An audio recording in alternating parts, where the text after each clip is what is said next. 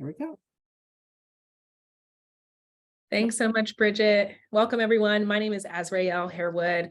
As Bridget said, I used to work at CTY. I was an educational advisor with the CTY Scholars Program for a few years, but I've transitioned over to the other side of the desk and college admissions. So I'm the director of the office and a senior project manager here at the undergraduate admission office at Carnegie Mellon University. Super excited to share some information about our school and institution with you today. If you have not taken that poll, please make sure to go ahead and answer the poll questions. But otherwise, we're going to get started with a short video before we continue the conversation. Make sure my sound is sharing. For me personally, I wanted to study business, but with a more technological edge. I'm learning industry level skills. That's a head start. That's an advantage. Don't be afraid to explore, Ask questions. meet as many people as you can. I had to tell myself to just soak it all in. Just embrace the awkward. My best advice to you is Go to an event as soon as you find one. work hard, but also play hard. If you want to try something new, go for it. If that doesn't work out, then try for something else. There's so many possibilities. Build hackathon. Fraternities and sororities. Be flat singers. Even the ballroom dance team if you're interested. Service is a way for me to take a step back and look at what's going around me, not just at myself. What I really get my memories from are these extracurriculars and the friends that I've made. You're among the brightest people. We're all driven and we're also passionate. There's just really a sense of cooperativeness. There are always people around who are going to support you. The faculty have always been there for me. I can go to them after class and just talk to them, not even just about class, but about life. That's the culture of CMU. I'm an advocate. I'm an entrepreneur. I'm a code breaker because I break all my code. If you're afraid of making mistakes, don't be. All of my successes come after failure. How you pick yourself up is what's really important. CMU has made me a completely different person. When I walk across campus, I feel like I'm at home. There's a lot of space here for creativity, for excitement. People are building, creating. Anything is possible. Don't be afraid to diverge from your path. Whatever you do, just give your all, no matter what the outcome might be. My heart is in the work. My heart is in the work. My heart is in the work.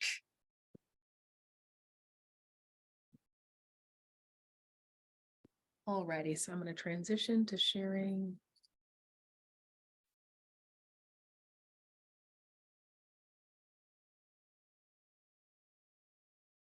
Presentation screen and we'll jump right in. So Carnegie Mellon welcomes all kinds of students. Our first year class from last year, we welcomed 1,716 students, and overall we're home to about 6,500 undergrads. Those undergraduate students are representative from 42 countries and 47 states, including DC and Puerto Rico. As you can see here, about 18% of our first year class from fall of 2022 identified as Black or Latinx or Indigenous American. About 18% of our first year students identified as international, and the remaining 2/3 identify as either Asian American or Caucasian students. So we really do have a diverse community, have made some gains in regard to our Pell eligible students. So we have about 17% of our first year class eligible for Pell grants. And about 13% of our students are first generation, so first in their families to attend college, which is something we're really excited about. On campus, about 48% of our first years identify as male, 49% as female, and 2% as gender non-binary. So Carnegie Mellon really is a place where you'll get to meet people from all over the world, from all different backgrounds, and it all kind of connects to make this really dynamic community here at our campus in Pittsburgh, Pennsylvania.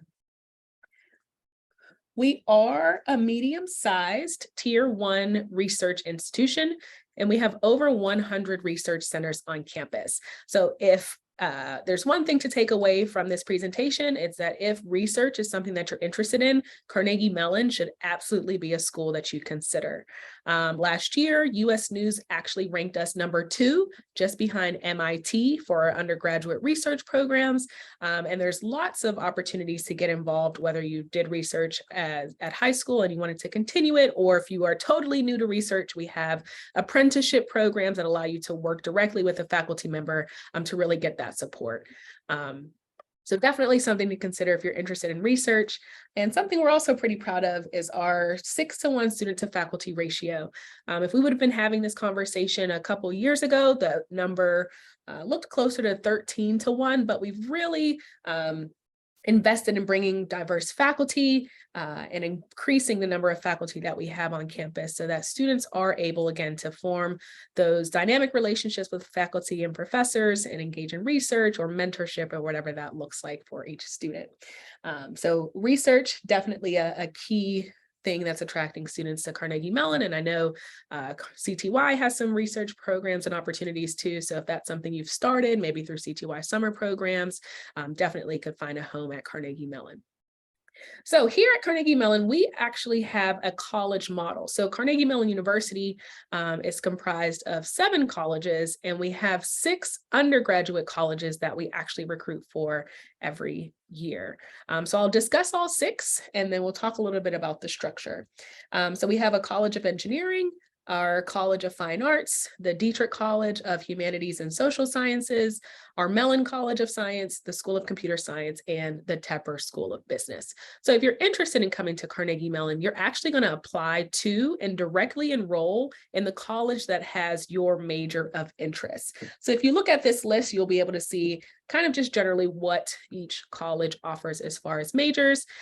So once you apply, you are required to choose a primary major from the college you were admitted to or you applied to. However, when it comes to elective courses or getting a minor or picking up an additional major outside of your home college, that is absolutely possible and encouraged. Minors specifically are open to students regardless of what your primary major is. So you can be an engineering student getting an art minor. You can study in our Mellon College of Science and get a computer science minor. So minors are a really great way to kind of foster interdisciplinary learning if that's something you're interested in. But now let's chat a little bit about each of our 6 colleges. So we'll start with engineering first on the list. Our College of Engineering is actually our biggest undergraduate college. That's home to about 400 first-year students every year. And if you are admitted to the College of Engineering, you would graduate with an accredited Bachelor of Science in Engineering degree in one of our 5 disciplines, 5 primary majors. Those include electrical and computer engineering, mechanical engineering, material science, chemical engineering, and civil and environmental. So one of those 5 must be your primary major, but we don't expect you to come to campus and already know what you're going to major in. Major declaration, happens at the end of your first year. So throughout your entire first year at Carnegie Mellon, you're actually going to take 2 intro courses. You get to choose any of those disciplines of engineering to take intro courses in, which will include hands-on and lab components. So you really get a taste for what it would be like to officially declare a major in that field. So again, throughout your first year, your fall semester and spring semester, you choose a discipline that you want to do an intro course in and get a sense for what it would be like before you officially declare your major at the end of your first year. In this program, you'll probably notice there was 2 majors or 2 things on that list that I did not mention. We actually offer engineering and public policy, biomedical engineering as well as additional majors only. So what that means is if you want to study biomedical engineering at Carnegie Mellon, you absolutely can, but biomedical engineering can't be the only thing you study at Carnegie Mellon. So you'd have to add, again, a primary major, and then you can add on this additional major. And the engineering and public policy additional major is the one engineering major that can be added on for students who are non-engineering primary majors. So again, if you're studying in the Mellon College or the Dietrich College, but you are still interested in engineering and want that applicability to public policy, you can add that as a major without being a primary engineer. Our College of Fine Arts we'll chat about next. This is home to 5 distinct schools. So we have the Performing Arts Schools of Drama and Music, and we also offer visual arts programs in architecture, art, and design. Each year, we welcome about 250 first-year students to CFA, and those students are getting professional arts degrees. So if you're in our School of Drama, Music, or Art, you're getting a bachelor's in fine arts. If you're in our School of Design, you're getting a bachelor's of design. And in architecture, you actually have two options for your degree. You can get a Bachelor of Arts in Architecture, or if you would like to graduate as an accredited architect, you can actually pursue a bachelor's directly in architecture. So our College of Fine Arts has a little bit of a different emphasis and style. All of these programs are conservatory style or studio style, which means that the training really is designed, and your educational experience in our College of Fine Arts is designed to develop your skills as a professional artist, with the goal of you being prepared to enter the field as soon as you leave Carnegie Mellon's campus. Because the learning style is a bit different in these programs, again, it's conservatory, you're taking classes with other students that are in this program, you have studio spaces, you'll have your own conservatory space.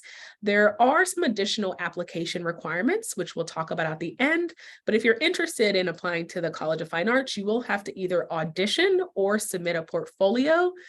So we're not just going to consider your academic potential for success, your artistic potential for success will also be considered in that process. And I do also want to mention our BXA program here. BXA is our inter-college program that allows students to combine studies in the arts. So again, either art, design, architecture, drama, or music with the humanities, the sciences, computer science, and very soon we're going to offer a bachelor's of engineering studies and the arts as well. So this really combines, again, studies in one of those other disciplines and allow students to consider how those fields intersect and relate to one another. So one of my favorite BXA programs was actually done in architecture and humanities. So we had a student who did their BXA and studied the intersections of psychology and architecture. And they went on to do this really cool project at the Children's Hospital of Pittsburgh, where they designed hospital waiting rooms for children. So you can imagine having this fused degree program, this BXA, where they understood where young people at a children's hospital are developmentally and what kind of is taking place in their psychology, but also understood what elements needed to go into a space like a waiting room from the architecture standpoint, and really were able to develop spaces that prioritize health and wellness and healing for those that were at the hospital. So BXA is a really great way, again, to pursue interdisciplinary learning, and you can combine arts with your interests in other disciplines. Next, we'll chat about the Dietrich College of Humanities and Social Sciences. We welcome about 270 first-year students there every year, and it is our most academically diverse college. So you'll notice on this list, Dietrich is the longest because we have over 60 different majors and minors offered there, ranging from traditional humanities like philosophy and creative writing to more quantitative social sciences like statistics and economics. Our Dietrich College is also home to some of our cross-disciplinary majors like ethics, history, and public policy, and behavioral economics. So there's definitely opportunities for interdisciplinary learning there. And you can achieve either a Bachelor of Science degree or a Bachelor of Arts degree at our Dietrich College. I want to mention that Dietrich is our most flexible college. So if you are not 100% sure on what you want to study when you go to college, this could be a great option for you because you have up to 4 semesters to officially declare a major. Whereas most of our other programs, you're either directly in your major or you're declaring by the end of that first year. Dietrich does have that flexibility if you want to come to campus and explore, take classes in a couple different departments before you officially have to declare. Dietrich is also home to our information systems program, which welcomes about 50 students every year. Information systems at Carnegie Mellon is an opportunity for folks who might be interested in computer science, but want to think about computer science in a more hands-on way. So when we talk about the computer science program, I'll go in a little bit more detail about the differences between that. So next, I'll highlight our Mellon College of Science. Our Mellon College welcomes about 220 first-year students every year, and those students must choose from one of 4 departments. We offer mathematical sciences, biological sciences, chemistry, and physics. All of those departments offer Bachelor of Science degrees, but you can also get a Bachelor of Arts degree in biochem or physics if that's what you're more interested in. Similar to the College of Engineering, students at the Mellon College of Science must declare their major at the end of the first year. So again, you have your first 2 semesters to kind of explore and take some courses in different departments if you're interested before you officially declare by the end of your first year. And again, we are a tier 1 research institution. A lot of research is emphasized in our Mellon College of Science. Over 70% of Mellon College graduates complete research during their undergraduate years. And when we take the math majors out of that equation, that number jumps up to over 90%. So again, if research is something that's on your mind, you could definitely find a home in the Mellon College of Science. All of our programs offer research opportunities, but there's definitely an emphasis there. The Mellon College is also home to our health professions program. So Carnegie Mellon doesn't have a traditional pre-med degree, but the health professions program lives in the Mellon College of Science and is accessible to all students regardless of their major and offers extra support to apply for health professional school. So you'll get an additional advisor to make sure you're taking the appropriate coursework. There's support for the MCAT or any test that you have to do to be admitted to a health professional school, and really fosters a sense of community for students here at Carnegie Mellon and make sure we don't have any barriers to entering health profession school after your time at Carnegie Mellon. Our next college we'll talk about, or our next school, excuse me, is the School of Computer Science, probably one of the schools that we are most well known for. We welcome about 210 first-year students every year to the School of Computer Science, and they choose from 4 majors. You can major in general computer science, computational biology, artificial intelligence, or human-computer interaction. And just like the College of Engineering and Mellon College of Science, you do have to declare your major by the end of your first year. So something that's really unique about Carnegie Mellon School of Computer Science is that it was actually born out of the math department. At a lot of institutions, you might find computer science studies related to engineering or some other disciplines like that. But here at Carnegie Mellon, it was born in the math department. And that's really the foundations of our computer science program. It really focuses on the underlying theory of computing. So you'll be engaged in a lot of proof-based mathematics, logic, computation, and thinking about how you can then build on the underlying computer science theories in various applications. So the School of Computer Science is a good fit for you. Again, if you want to think about the theory of computing and you really, really enjoy math, if you're somebody who prefers hands-on opportunities to engage with computer science, you want to use technology to solve problems and really use data science, that's going to be a better fit for our information systems program. And if you're somebody who likes the hardware of computing, you'll find your home in our electrical and computer engineering program. So a couple different ways to kind of approach those studies, but I did want to mention our School of Computer Science really has a heavy emphasis in mathematics and the theory of that. Last but not least, our smallest college, the Tepper School of Business, welcomes about 140 first-year students every year, and every single student has the same exact major. They're all business administration majors, but the nice thing about our program is that you can actually customize your major by completing concentrations in 2 disciplines. So if you're interested in finance or marketing or entrepreneurship or marketing management or accounting, you can really tailor your Bachelor of Science in Business Administration to meet your interests and needs. This program is a little different than some traditional business programs. There's a very heavy quantitative focus, and it really focuses on decision-making as a science. Our Tepper School of Business, the undergraduate program, rolled out of our graduate program at the MBA level. So our students are still interacting with the MBA faculty. So there's definitely a high level of rigor there, and foundations in math, especially at least in calculus, are crucial for success in that program. And last but not least, I do want to just mention again some interdisciplinary learning options. I mentioned BXA. We also have the Ideate program, which is a suite of 9 different minors that students can choose from. If you're somebody who might be interested in animation or intelligent environments, if you are just fascinated by walking in a room and the lights coming on automatically, that's actually something you can study and get a minor in through our Ideate program that really looks at the intersections between art and technology. So if you're interested in research or interested in interdisciplinary learning, again, Carnegie Mellon is definitely an institution you should consider. So let's chat a little bit about campus life in Pittsburgh.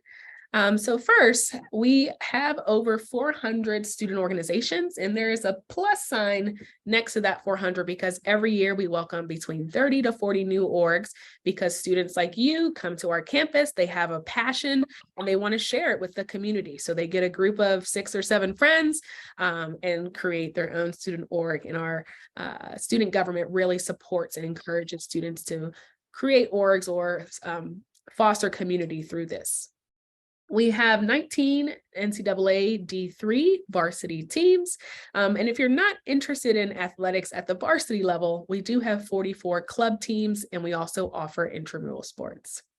About 17% of our students participate in Greek life.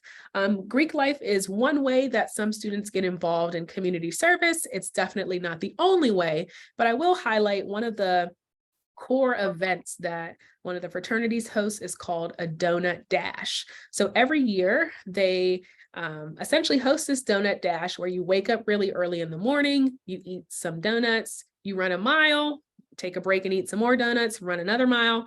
And while I don't think I could make it through the donut dash, for the time that we've been having it, the fraternity has been able to raise over 6 figures for ALS research. So it really rallies the entire community and is a great way to be involved in community service, but not the only way. Chat a little bit about Pittsburgh. Our Pittsburgh campus, is about 150 acres and just a few miles from the downtown neighborhood of Pittsburgh. Pittsburgh's a really interesting city. There's 90 different neighborhoods, and each of those 90 neighborhoods has their own kind of niche culture and ways that they can be identified. And students can actually explore all of those neighborhoods through using their transportation pass. So your student ID at Carnegie Mellon serves as a transportation pass. You can ride the Pittsburgh Regional Transit buses or T or train system for free just by using your ID. And it's a great way to get around and explore the neighborhoods in Pittsburgh. Pittsburgh is also your ID, also acts as an arts pass. So just right off of our campus, there's actually the Carnegie Museum of Natural History and the Carnegie Museum of Art. Our students do have free access to those 2 museums plus 7 others throughout the city. And that arts pass is a great way to maybe spend a night taking in a ballet show, going to a museum, checking out some art, and offers some nice flexibility for students to step away from campus. Pittsburgh has transformed itself over the past 25 years. So our industry and economy really used to be based on steel, but now Pittsburgh's become a hub for technology, medicine, and education. Google has an office here, Uber has an office here, Amazon as well. So we're really seeing growth in that arena. And the entire community really is here to foster learning for our students. So we have lots of students who secure internships and actually stay for full-time jobs and live in Pittsburgh afterward as well. There are 10 colleges and universities in the area, so there's over 86,000 college students. So the entire city really is oriented to support these students when they come to the area. One of the exciting things that we do every year, we actually have 3 professional sports teams in Pittsburgh: the Steelers for football, the Penguins for hockey, and the Pirates for baseball. Every fall, one of my favorite events is the Carnegie Mellon night at the Pittsburgh Pirates game. So at our event last year, we all got customized like Carnegie Mellon and Pittsburgh Pirates hats. We had a section that was exclusively for students, staff, and faculty. And again, it's really a great city if you need some balance and just a step away from campus to go catch a game or visit any of those museums or destinations with your art pass, or just hop on the bus and check out a new neighborhood and a new restaurant. So lots of opportunities there. So the last things that we'll chat a bit about today are just what to expect when you get to campus, the support resources we have, and then we'll wrap up with a conversation about admission. So diversity within our community is definitely a value that our institution holds near and dear. And we are making lots of efforts to continuously make our campus community more and more inclusive. So if you come to campus, you can take advantage of some resources at our Center for Student Diversity and Inclusion. They offer programs for first generation students, for LGBTQIA+ identifying students. There's programs for students that might identify with a particular ethnic group or race, and also programs for our students that identify as women. We have a Student Academic Success Center here on campus, which is a phenomenal resource that offers tutoring, skills workshops, and other tools to make sure you can meet your goals. They have opportunities for study partners. And one of the best things, in my opinion, about the Student Academic Success Center is that they work closely with our academic colleges and have been able to identify some courses that students are traditionally having a hard time with. So they actually made pre-made study groups, pre-made study materials for some of those challenging classes. So as soon as, or before you even have an academic challenge, the Student Academic Resource Center has lots of opportunities to support and foster that sense of academic success here on campus. Our Career and Professional Development Center is a phenomenal resource that really supports students in determining their career goals and navigating that throughout their time at Carnegie Mellon and beyond. So the CPDC hosts career fairs and everything else for students to engage there. They offer support with developing your resume. And the excellent thing about the CPDC, and it's something I wish my alma mater did, after you go to Carnegie Mellon, you have access to our Career and Professional Development Center for life.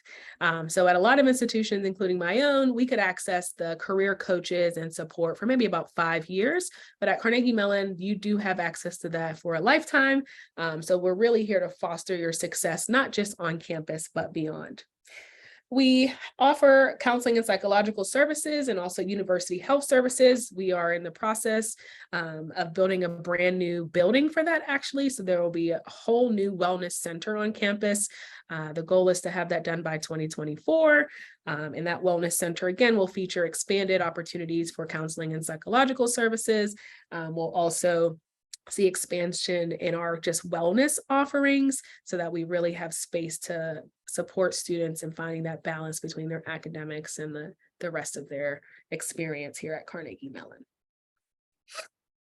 And the last thing I will mention, I should have mentioned this earlier with the CPDC, but our top hiring organizations for the past few years have been Amazon, Apple, Google, Capital One, Goldman Sachs, Deloitte, and Boeing. And 88% of our graduates are employed or continuing their education 6 months after graduating. Overall, our average starting salary is around $90,000, and that's usually focused on our programs related to STEM, but our Dietrich College has one of the nation's highest starting salaries for a liberal arts degree. And if anybody's interested in learning more, the Career and Professional Development Center produces an outcomes dashboard. It's a really cool tool that actually allows you to filter according to major or according to college, according to minor, and see where exactly our alum have landed, what internships they received, and where they are employed. It's really a great tool if you're thinking about, after your undergraduate experience, you want to be able to join a network of folks who work in industries that are similar to yours. The CPDC dashboard is a great resource to kind of do some of that research and see where our alumni are employed, so you can learn a bit more about just how far the Carnegie Mellon network is. And again, I'm happy to put that link in the chat if that's something you're interested in. So I'll spend the last of our time before we jump to Q&A just talking about admissions and financial aid. So if you are interested in applying to Carnegie Mellon, we only accept the Common App. We don't accept the Coalition app. We don't accept any other application, just the Common App. And as you are probably aware, that did open up on August 1st, and our Carnegie Mellon section typically opens around August 15th. The Carnegie Mellon section, in addition to your entire Common App, we do have three supplemental essay questions as well that are required for consideration. So let's chat a little bit about our process. So at Carnegie Mellon, we review applications holistically. And when we were taking a look at applications that we receive, the first thing that we're thinking about is, will you be successful at Carnegie Mellon? So some of the tools that help us determine if you will succeed are a high school transcript. We're going to take a look at your grades, the trends in your grades, your GPA, and your class rank if your class offers that. But the second thing, and almost most importantly, we are looking to build a community of students. So the next thing we're going to consider in your application is your fit for our institution. We are looking for students who are critical thinkers, who love to collaborate, who show concern for others, and who are engaged in their communities. So we'll get a sense for that by looking at your extracurricular or activities list. We'll take a look at the letters of recommendation you garner and also your essays to really get a sense for how you might fit within our larger Carnegie Mellon community. And also your supplemental essay questions too are really helpful there. We are test optional again, so we are not requiring SAT or ACT scores for first year fall 2023 applicants. The only tests that are required are English language proficiency tests if English is not your native language. So other than that, no testing is mandatory. Last year, we had about 65% of our applicants submitted scores, about 35% did not. Our admit ratios look the same. So about 65% of our admits had scores and 35 did not, and our enrolls look similar. I think when it came down to the enroll pool, about 63% enrolled that hadn't submitted, that did submit scores, and about 37% that did not. So we truly mean test optional. When we say we're test optional, we truly mean it. And we've been able to kind of reconfigure our application review process to be just as considerate of those with scores versus those without. We do not consider any supplementary materials, and we also don't track demonstrated interest. So while I'm so glad all of you are here today to learn about Carnegie Mellon, hopefully it takes a little bit of stress off your plate that we don't track demonstrated interest and we don't consider supplementary materials. So don't send us your resume, a portfolio, a writing sample, a video. We're just not going to be able to consider that in our process. And we found that with the materials we get from the Common App, plus your letters of recommendation and everything else, we really are able to get a good enough sense of your potential for success at Carnegie Mellon, and those supplementary materials aren't needed.